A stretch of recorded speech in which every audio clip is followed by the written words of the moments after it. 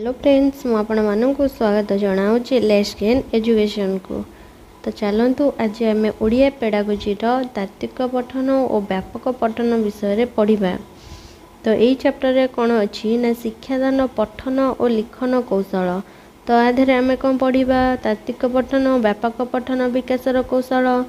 तापर रोज आमर रचना और सृजनशीलता लिखनर शिक्षा और शिक्षण आउ लेखा माध्यम निज अभिव्यक्ति प्रकाश पाई व्याकरण शिक्षा। तापर रोज बहुभाषी शिक्षादान क्षेत्र में श्रेणीर विभिन्न समस्या और समाधान निमंते आह्वान। तो आज आम पढ़ा कौन ना तात्विक पठन और व्यापक पठन। तो देखो कौन रही आमर ना खाद्य वस्त्र और पानीय बासगृह परी भाषा आम पाई नितांत आवश्यक। जमती आमर खाद्य निहाती आवश्यक, पानी आवश्यक, वस्त्र आवश्यक आ बासगृह, तो सेमिति आम पाई भाषाटा मध्य नितांत आवश्यक। तो भाषा जानिले निजर चिंता चेतनार विकास घटी थाए। तो अन्यर भाषा को शुणी बुझी हुए। तो भाषा माध्यम आम आमर चिंता चेतना को अन्य निकटरे प्रकाश करूँ और अन्यर चिंता चेतना और अनुभूति को ग्रहण करिथाउ। का माध्यम भाषा माध्यम। तापर आमर मानसिक परिपृष्टि पाई मानसिक विकास साधन निमंते भाषा कौन एक अपरिहार्य। तो जेकोसी भाषा कही पारे नहीं कि बुझी पारे नहीं। तो निजर अभिव्यक्ति को अन्य निकटरे प्रकाश करि पारे नहीं। तो से केवल खाई पी बंची रहिबा मनीषटीए केवल। तो मानव को गोटे पूर्ण मानव रे परिणत करिबा पाई आमर भाषार भूमिका बहुत गुरुत्वपूर्ण अच्छी। तापर कौन ना शिशु भाषा विकसित हेले से पठन लिखन आदि कार्य करिपारे। तो श्रवण और कथन कौशल संपर्क में आलोचना करा जायछि जे पठन और लिखन भाषा शिक्षा पाई यथाक्रमे तृतीय और चतुर्थ कौशल अटे। तापर कौन आसिला ना तात्विक पठन और व्यापक पठन विकासर कौशल कौन। तो पठन होउछि हमर दुई प्रकार कौन कौन ना तात्विक पठन आउ व्यापक पठन। तो तात्विक पठन कौन इंटेंसिव रीडिंग जोटा कहती सेटा बोध शक्तिर विकास पाई। जो तात्विक पठनटा हुए सेटा बोध शक्तिर विकास पाई किंबा ज्ञानर अभिवृद्धि पाई जो पठन करा जाए ताकू आमे तात्विक पठन बोली कहि थांती। तो यही पठनर लक्ष्य होउछि कौन ना बोध ज्ञान हासिल करिबा। तात्विक पठनर लक्ष्य कौन ना बोध ज्ञान हासिल करिबा। जो पठनरु बोध ज्ञान हुए नहीं ताहा ही पठन नुहे। तो कौनसी पाठ बा विषय वस्तुर पठन परे आमे सेई पाठ उपरे गभीर भावे चिंता करिथाउ। आमे से सब प्रसंग मने रखू आवश्यक बेले ताहा प्रकाश करने को मध्य समर्थ हेउ। तापर कौन आसला ना गोटे उदाहरण हेउछि कौन ना जे आमे प्रतिदिन खबर कागज पढ़ुचु किंतु खबर कागजर समुदाय प्रसंग गुड़ी को आमे मने रखा चेष्टा करि न थाउ। चेष्टा करथांती कि तमे सब जेतबेले पेपर पढ़ुथुब तो मन रख कि तुम खाली देखी दो ये कि ए अच्छी। तो किंतु खबर कागजर समुदाय प्रसंग गुड़ी को आमे मने रखा चेष्टा कर न थाउ। तो गोटे दिनर खबर कागज पढ़ी सारिबा परे ता पर दिन खबर कागज को पुणी अपेक्षा करूँ किछि नूतन संवाद पाइबा पाई। किंतु आमे जेतबेले पाठ पुस्तक पढ़ू ताहा गभीर भाव में पाठ करूँ कहीं ना तार विषय वस्तु प्रसंग चरित्र तथा भाषा आदि जहाँ थाए से सब को मने रखी थाऊ। तो जहाँ जहाँ मने रखा उचित ताकू आधार करी शिक्षक माने आमठू प्रश्न पचारि थांती। आमको कौन पचारि थांती प्रश्न।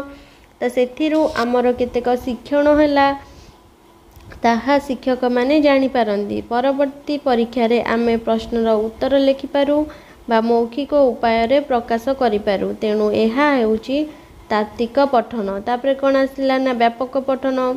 व्यापक पठन कौन जोटा कि एक्सटेंसिव रीडिंग। देखंतु प्रत्येक शिशु बा प्रत्येक मनीष तार आग्रह अनुसार पुस्तक पठन करने को भल पाए।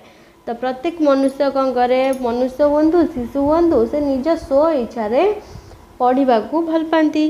तो सेथिरु से आनंद पाए। पिला माने श्रेणी रे पढ़ा जाउतबा पाठ्यपुस्तक उपरे केवल निर्भर न करी निजर ज्ञान को पाठ्यपुस्तक रे बांधी न रखी अन्यान्य पुस्तक संग्रह करी पढ़ती।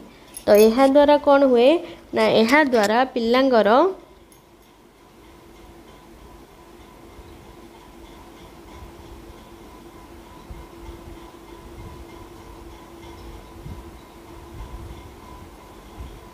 ତ ଏହା ଦ୍ୱାରା ପିଲାମାନଙ୍କର କ'ଣ ହୁଏ ନା ଜ୍ଞାନର ସୀମା ବଢ଼ିଯାଏ। ତ ସେମାନେ ଗଳ୍ପ, ଉପନ୍ୟାସ, ନାଟକ, କବିତା,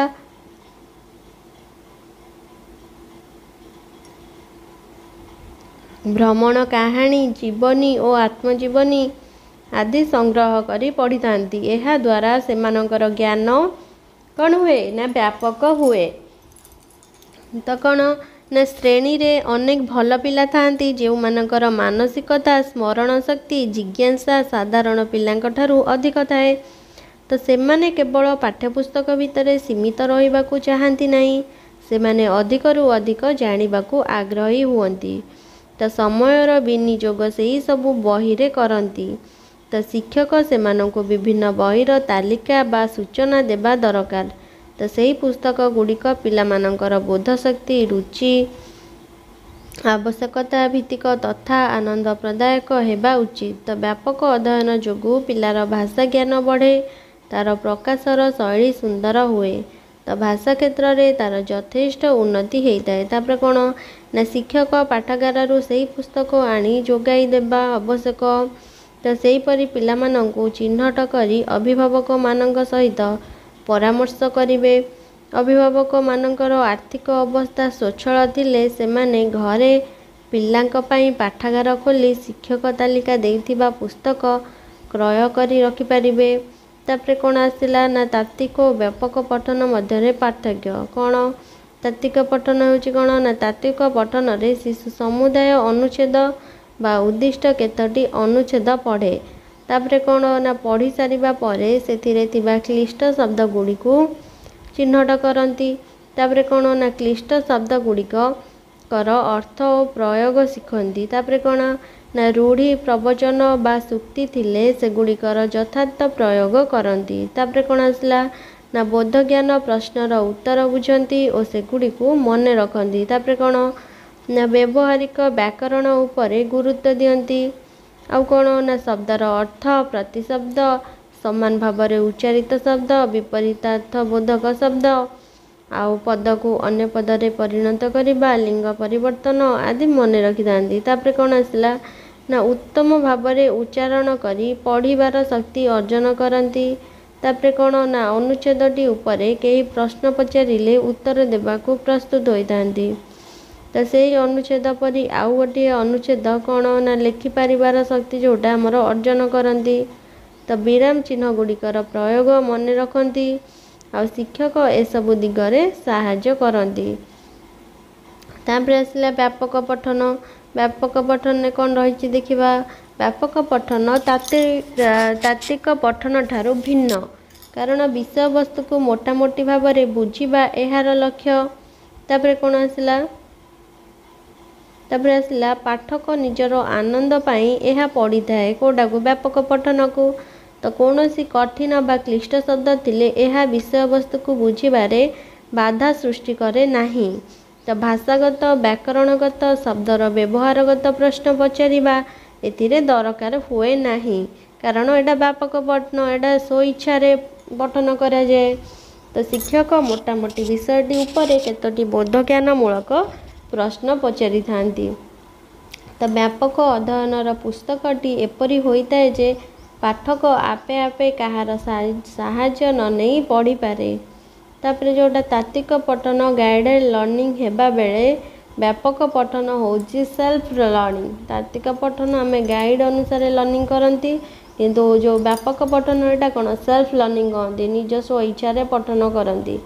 ତ ଗଳ୍ପ, କବିତା, କାହାଣୀ, ଜୀବନୀ, ଦୁଃସାହସିକ କାହାଣୀ ଆଦି ବ୍ୟାପକ ପଠନର ଅନ୍ତର୍ଭୁକ୍ତ। ତ ପିଲାଟି ପଢ଼ିଲା ବେଳେ ଆଗକୁ ଆଗକୁ କ'ଣ ପ୍ରସଙ୍ଗ ଥିବ ତାହା ଯେପରି ନିଜେ ଜାଣିପାରୁଥିବ, ତ ସେହିଭଳି ପୁସ୍ତକ ହେବା ଆବଶ୍ୟକ।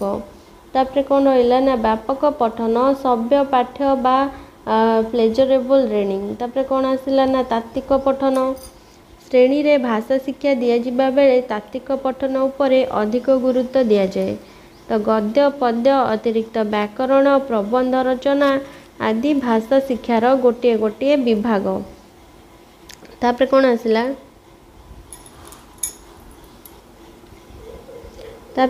ଗଦ୍ୟ ଶିକ୍ଷାଦାନର ଉଦ୍ଦେଶ୍ୟ। ଗଦ୍ୟ ଶିକ୍ଷାଦାନର ଉଦ୍ଦେଶ୍ୟ କ'ଣ ना शिक्षादान शेष में शिक्षार्थी माने विभिन्न नूतन और क्लिष्ट शब्दर अर्थ जानवे और सेगुड़ी भाषा रे प्रयोग करेंगे। तापर कौन ना शुणा कहवा पढ़ा लिखा दक्षतार वृद्धि करेंगे। तापर कौन हम ना भाषार प्रयोग विधि संपर्क में धारणा करेंगे। नूतन विषय ज्ञान अर्जन करेंगे। चिंता शक्ति युक्ति शक्ति और कल्पना शक्तिर विकास करेंगे। लेखक प्राबंधिकों संपर्क में अधिक जानवे और सेमानंकर रचना शैली सहित परिचित हेबे। तापर कौन ना पढ़ुवा पाठ को आधार करी तथ्य आहरण और आनंद लाभ करेंगे। तो व्याकरण ज्ञानर अभिवृद्धि साधन करेंगे। तापर कौन आसला ना व्यापक पठन पाई आग्रह सृष्टि हेब। सृजन शक्तिर विकास घटिब। तापर कौन ना स्वदेश प्रीति मानविक मूल्यबोध जातीय आंतर्जातीय सहयोग और बुझाणा प्रति ध्यान देवे। तापर आसला कौन ना पद शिक्षादानर उद्देश्य कौन। शिक्षार्थी माने कवितार वर्णित विषयर भावधारा बुझिबे। तापर शिक्षार्थी माने श्रवण कथन पठन आवृत्ति लिखन एसबू दक्षतार विकास साधन करेंगे। तापर कौन ना कवि मनर चिंता आवेग अनुभूति संपर्क में धारणा करेंगे। कविता पाठ करी ताहार आनंद उपभोग करेंगे। शिक्षार्थी मानकर सौंदर्यबोध विकसित हेब। आउ शिक्षार्थी मानकर कल्पना शक्तिर विकास लाभ हेब। आउ सेमाने मानविक गुणावली सहित परिचित हेबे। कवितार विशेष उद्देश्य व्यवहृत होइतिबा शब्द बा शब्दपुंजर तात्पर्य को बुझिबे। तापर कौन ना निज देशर ऐतिह्य संस्कृति सहित परिचित हेबे। तो कवितार रस छंद शब्द सौंदर्य प्रति आग्रह प्रकाश करेंगे।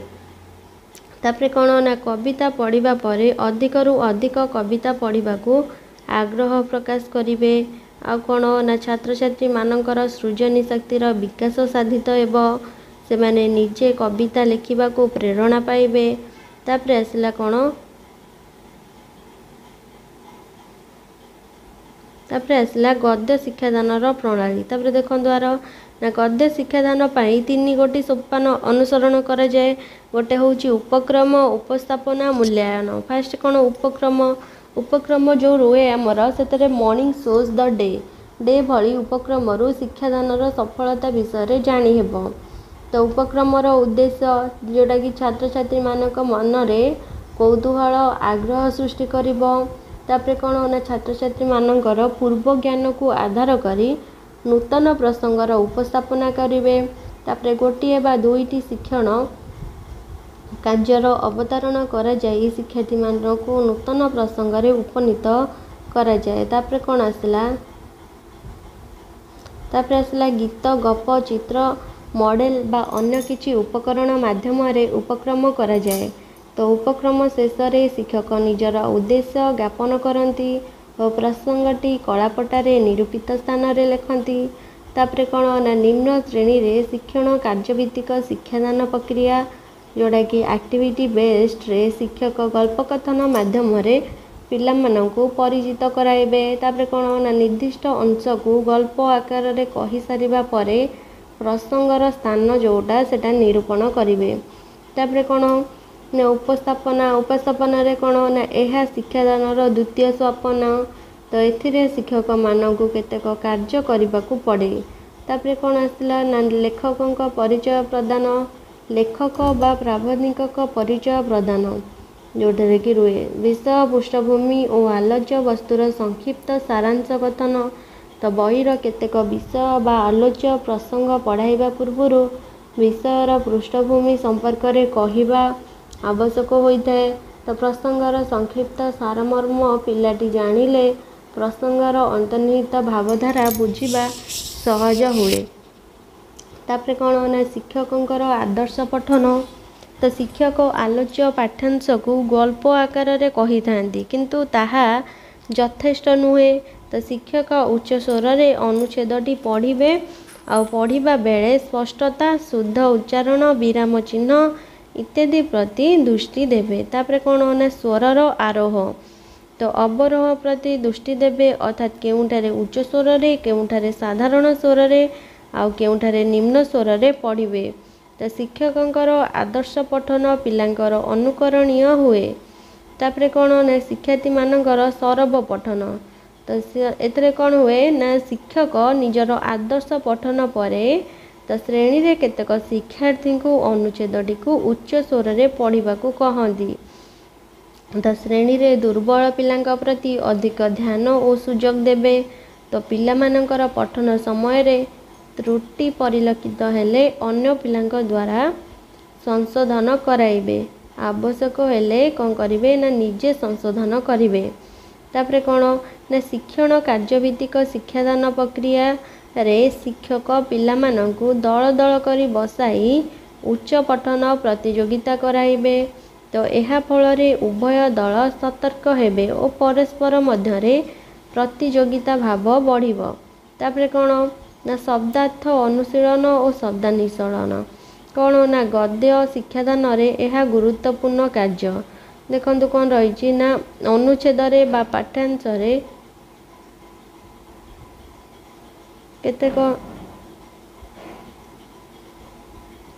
केतेक नुआ शब्द और केतेक पूर्व पठित कठिन शब्द थाई पारे। तो पूर्व पठित शब्द गुड़िकर अर्थ बुझाई दि जाए कारण पूर्वर पिला माने ताहार व्यवहार प्राय जानिथिबे।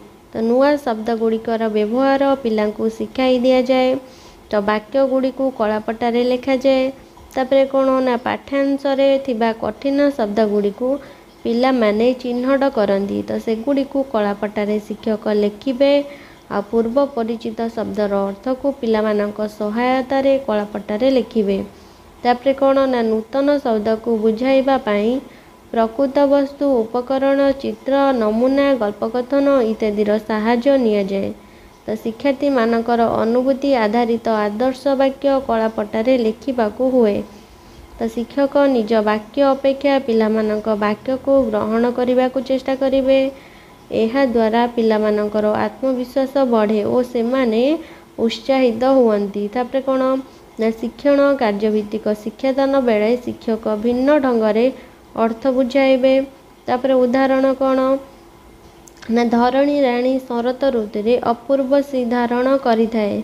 तो यही वाक्य रे धरणी पृथ्वी शिक्षक पृथ्वी न कही पचारिबे पृथ्वी पाई यही वाक्य रे केउ शब्द व्यवहार करा जायछि। तो सौंदर्य पाई केउ शब्द व्यवहार करा जायछि। तो पिला बाछिबे और कहिबे धरणी श्री इत्यादि।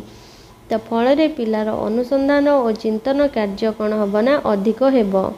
तापरे कौन आसला ना छात्र छात्री मानकर नीरव पठन। तो शिक्षक निर्धारित अंश को नीरव रे पढ़ा को कहिबे। तो नीरव पठन करिबा द्वारा प्रसंगटी को बुझिबा पिला पक्षरे सहज हुए। तो पिला माने दल दल होई बसिथिले परस्पर भितरे आलोचना करी से माने भावटी बुझी पारिबे। आउ कौन ना पिला मानंकु अधिक कर्मचंचल करी रखिबा पाई तो शिक्षक कौन करिवे ना अनुच्छेदरु 2 बा 3टी प्रश्न देवे एवं तार उत्तर खोजी पाइबा पाई कहिबे। तो फल रे पिला माने ध्यान देई उत्तर खोजिबे। तो प्रश्नर उत्तर खोजी पाइबा मध्य एक शिक्षण सूचना। तापरे कौन ना भाव उन्मोचन और बोध ज्ञान। देखंतु एथरे रही कौन ना पिला माने केते दूर बुझुचंती ताहा जानिबा पाई शिक्षक केतोटी सरल प्रश्न पचारिबे। तो पिला माने उत्तर देई न पारिले छोट छोट सरल प्रश्न जरिया रे उत्तर आदाय करिवे। आवश्यक हेले सूचना गुड़िक कलापटारे लिखिबे। तापरे कौन ना शिक्षण कार्यभित्तिक शिक्षादान रे प्रश्नर उत्तर दल ठारू आदाय करने को चेष्टा करिवे। तो फल रे दलगत संहति सहयोग मिलिबो। तापरे कौन ना मूल्यांकन। तो गद्य शिक्षादान रे यह एक महत्वपूर्ण सोपान। तो पिला केते दूर शिक्षण पाइला ताहा जानी हुए। तो सेतिपई लब्ध ज्ञान परिमापक प्रश्न पचारिबाकू हुए। तो एथिरे प्रसंग भित्तिक सरल प्रश्न व्यवहारिक व्याकरण भित्तिक प्रश्न नूतन शब्द आधारित प्रश्न आदि थाए। तो पिला माने दल दल होइथिले दल साहाय्य उत्तर संग्रह करिवे। तो पिला मानकर त्रुटि परिलक्षित हेले शिक्षक ताकू संशोधन कराइबाकू विभिन्न पदक्षेप नेबे। तो सामग्रिक भाव में शिक्षादान केते दूर सफल होला ताहा मध्य लब्ध ज्ञान परीक्षारू जानी हुए। तापर आसला कौन ना गद्य शिक्षादानर सोपान संक्षेपरे दिंतु उपक्रम जमी उपस्थापना कौन आसला ना आम प्रसंगर पृष्ठभूमि लेखकों परिचय शिक्षकों आदर्श पठन तापर छात्र छात्री मानकर सरल पठन शब्दानुशीलन छात्र छात्री मानकर नीरव पठन भाव उन्मोचन और तापर जाई बोध ज्ञान तापर आसुची कौन ना लब्ध ज्ञान बुझीगला गोटे मिनट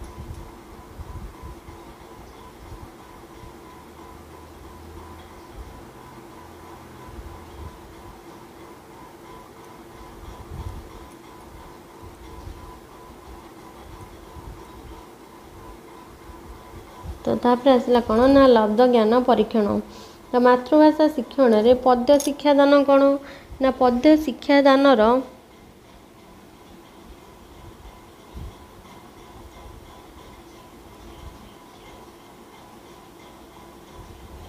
देखो पद्य शिक्षा मातृभाषा शिक्षण रे पद्य शिक्षादान उद्देश्य पूर्वर प्रदत्त होइछि तो सही उद्देश्य गुड़ी को सफल करने को शिक्षक कौन करेंगे ना निर्दिष्ट पद्धति बा प्रणाली अनुसरण करेंगे जपरी उपक्रम उपस्थापना मूल्यांकन एडा होची पद्य शिक्षादान तीनोटी सोपान उपक्रम उपस्थापना मूल्यांकन उपक्रम रे कौन करेंगे ना शिक्षार्थी मनरे कविता प्रति आग्रह जन्माइबा यार उद्देश्य रोचे तार उपक्रम तो कविता को आउ गोटे समांतराल कविता माध्यम उपक्रम कराइले तो श्रेणी रे काव्यिक परिवेश रहे उदाहरण जमती आम पढ़ाइबा मंगले अइला उषा विकच राजीव दृश्य इत्यादि तो यह उपक्रम सोपान आम पिला शुणाई पारिबा जे अइला उषा घोषित कुसुमे होई भूषित भ्रमर अंजा नांचित कुलदसना तो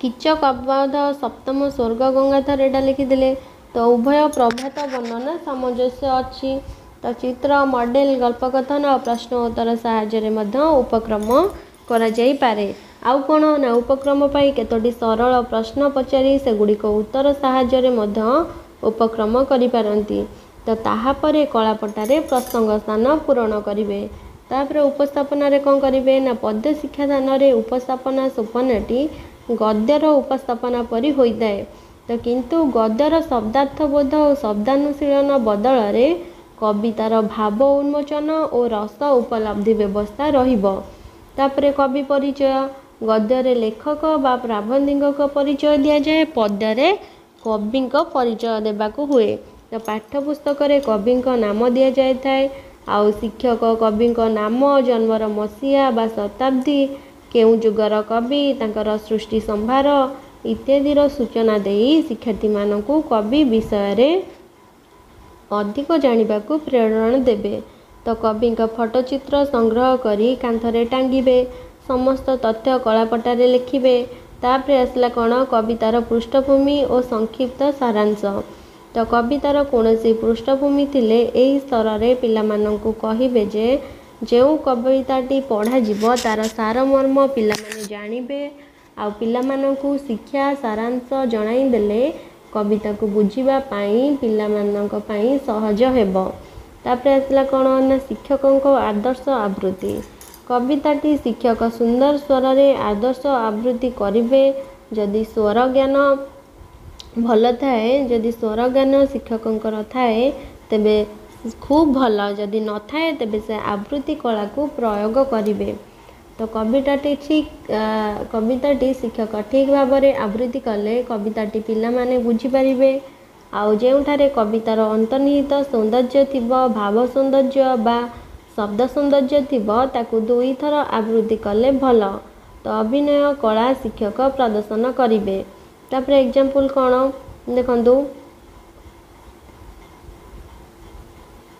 एग्जांपल रोचे कृष्ण चारुण समर गुरुतर थर थर धरा होइला कृष्ण बल बीज जानी निशाचर विचारे मरण होइला काहींकी कलिटी राजन वचन हरि कोपानल अति ही प्रबल दहिब मो तृण जीवन तो यह आदर्श पठन बेले शिक्षक भाविबे जे से निजे कृष्ण ओ आउ गोटे पिला चारुण तो यहीपरि भाव